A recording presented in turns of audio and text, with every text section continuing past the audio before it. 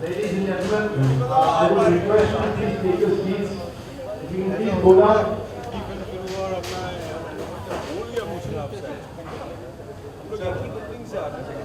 Please take your seats. We have a small.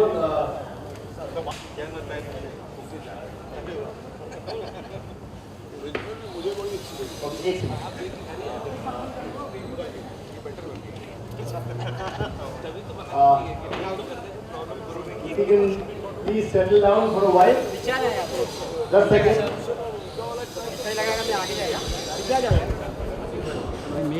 Okay, it appears that we are all on trial here, but believe me, we are not. I call upon the famous lyricist, Mr. Manoj Bhattacharya, to tell us actually what this is all about. Sir, please come.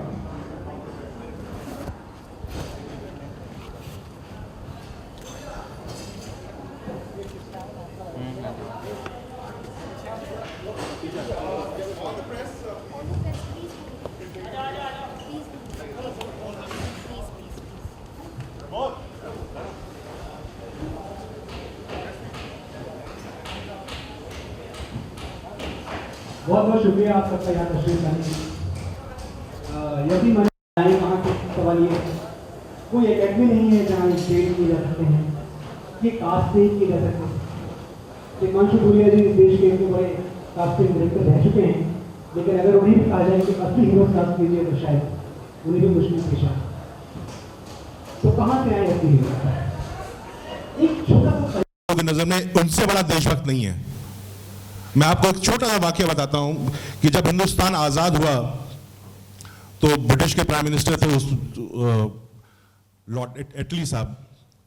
तो एटली साहब का पूरा जब कार्यकाल खत्म हो गया तो वो 1960-65 में हिंदुस्तान आए और कलकत्ता में गवर्नर ने उनको अपने घर चाय पे बुलाया और गवर्नर ने पूछा कि अब तो आप नहीं रहे, आप खुल के बात कर सकते हैं हम लोग, आप ये बताइए कि हिंदुस्तान की आज़ादी के लिए आज़ाद हिंद फौज का क्या योगदान था। तो आप थोड़ा झेप के शर्मा गए और फिर उनसे पूछा गया कि इंडियन नेशनल कांग्रेस का क्या योगदान था। तो एटली साहब ने कहा कि नेग्लिजिबल। आज़ाद हिंद फौज अगर नहीं होती तो शायद हमको 1947 में आज़ादी नहीं मिलती। सिर्फ ये कहना चाहूंगा और ये कहते हुए मैं गुरदीप सिंह सफल साहब को इनवाइट करता हूं, जिनकी वजह से आज हम यहां पे हैं और ये शूटिंग कर रहे हैं। सफल साहब प्लीज। तालियां गुरदीप सिंह जी के लिए। गुरदीप सिंह जी के तारुफ में मैं बता दूं कि ये राज्यसभा टीवी के सीईओ हैं, हमारी फिल्म के प्रोड्यूसर हैं और वॉइस प्रेसिडेंट ऑफ इंडिया के OSD भी हैं। सर, एक ऐसे प्रोजेक्ट को बैकअप करने का ख्याल कहां से आया? बात सिर्फ इस प्रोजेक्ट की नहीं है जी। दरअसल बॉलीवुड इंडस्ट्री का जो रोल इस देश में है वो हम सोचते हैं तो बॉलीवुड की भाषा में, जी। हम सपने भी देखते हैं बॉलीवुड की भाषा में। हम लोगों के अरमान, रिलेशनशिप पिछले जब से बॉलीवुड पनपा वो फिल्मों के माध्यम से डेवलप हुआ है। और इस देश में जो लोकतंत्र भी बना जी, वो किसी पॉलिटिकल पार्टी की क्लासेस नहीं लगी इस देश में। बिल्कुल।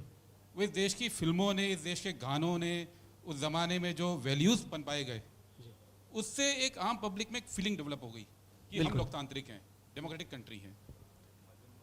अब पिछले कई समय से एक जद्दोजहद मन में चल रही थी कि कंटेम्प्रेरी हिस्ट्री की हम लोग बात नहीं करते, हमारे यहाँ डॉक्यूमेंट नहीं हुआ उसको काम को। जी। बहुत सारे लोग, बहुत सारी घटनाएं जिन्होंने इस देश को वो बनाया जो आज हम हैं, जी। वो जनता तक नहीं है। जी। पहले दिमाग में आया कि इस पर रिसर्च प्रोजेक्ट्स किए जाएं, लेकिन फिर लगा कि सबसे जो स्ट्रॉन्ग माध्यम है इस देश का कम्युनिकेशन का, उसको अप्रोच करते हैं। तो पहला जो हमारा प्रोजेक्ट था वो संविधान था। जी। श्याम बेनेगल साहब ने डायरेक्ट किया और अपनी तरह का अकेला प्रोजेक्ट है। जब मैंने सबसे पहले बात की कि भाई हम संविधान बनाते हैं, तो बेनेगल साहब ने भी कहा कि भाई डिबेट्स को कैसे हम दिखाएंगे, बहुत बोरिंग होती है। जी। और 8 से 9 महीना लगा उन्हें कन्विंस करने में। जी। 8-9 महीने में हमने उनको कन्विंस किया और कुछ लोगों ने साथ दिया हमारे पार्लियामेंट में। मेनली उपराष्ट्रपति जी थे, सीताराम येचुरी थे, राजीव शुक्ला थे, जिन्होंने पहले इसको समझा कि इसमें जान है इस आइडिया में। जी। और जब बन के आया तो बखूबी बन के आया और उससे ये हिम्मत मिली कि इस तरह के टॉपिक हम ले सकते हैं, इसको अप्रिसिएशन मिल सकता है, ये पब्लिक तक पहुंच सकता है। फिर हमने 3 टॉपिक नए चुने जी। और उनमें से एक INA ट्रायल्स है। एक जब ये बात हुई कि हम किसको देंगे, जी, तो चूंकि हम पब्लिक सेक्टर कंपनी है, जी, एक RSTV पब्लिक से सेक्टर का है, तो हमने एक लिमिट रख दी कि जिसने भी नेशनल अवार्ड जीता हो उन्हीं में से national award winners film producers में से। जी। और तिग्मांशु भाई का जो रुझान है, जो अपनी सोच है, वो सब्जेक्ट को और इस सब्जेक्ट के कैरेक्टर्स की सोच से मिलती है। वाह, एक अच्छे डायरेक्टर तो हैं, लेकिन व्यक्तिगत जीवन में भी इनकी सोच मुझे लगा कि भाई इससे जुड़ी है। तो हमने अप्रोच किया और थैंक यू तिग्मांशु भाई कि इस प्रोजेक्ट को ले रहे हैं। और ये प्रोजेक्ट में हमारा उद्देश्य पैसा कमाना कभी नहीं रहा जी, लेकिन सफलता जरूर चाहते हैं, पब्लिक तक पहुंचना जरूर चाहते हैं, क्योंकि किसी भी देश में पब्लिक सेक्टर ही इस तरह के प्रोजेक्ट्स को सपोर्ट कर सकता है। कमर्शियल सेक्टर की ना तो जिम्मेदारी है और ना ही हिंदुस्तान में कमर्शियल सेक्टर अभी उतना डेवलप हुआ कि इस तरह के पीरियड फिल्म्स को, इस तरह को without using imagination beyond facts. बिल्कुल इंपॉर्टेंट ये जब कमर्शियल सिनेमा करेगा तो वो इमेजिनेशन को फैक्ट से अलग ले जाके भी देखता है। लेकिन हमने यहाँ कोशिश की है, जैसे संविधान जब बना तो उसकी एक एक लाइन वो डिबेट में से ही ली गई और क्राफ्ट ये था कि उसको इंटरेस्टिंग रूप में पेश किया। और मुझे उम्मीद है कि अब ये भी यही होने जा रहा है। और राज्यसभा टीवी की ओर से कोशिश ये है कि ये प्रूव करना कि इस तरह के प्रोजेक्ट संभव हैं और देश को ये मालूम पड़े कि हम यहाँ तक कैसे पहुँचे। 1947 में हम 135वें 40वें नंबर पे थे दुनिया में, आज 5वें-6ठे नंबर पे हैं। और ये अपने आप नहीं हुआ और इसके पीछे कुछ लोग रहे, कुछ घटनाएं रही और एक घटना INA ट्रायल्स है। देश की तरक्की के पीछे बहुत सारे लोग रहे, इस फिल्म को बनाने के पीछे गुरदीप जी हैं। मैं इस बात के लिए इनका बेहद बेहद शुक्रिया अदा करता हूं। और इन्होंने अभी बड़ी अच्छी सी बात कही कि बॉलीवुड जो है सिनेमा, ये हमेशा इस देश को दिशा देता आया है कहीं ना कहीं से, मनोरंजन से, एंटरटेनमेंट के तरीके से।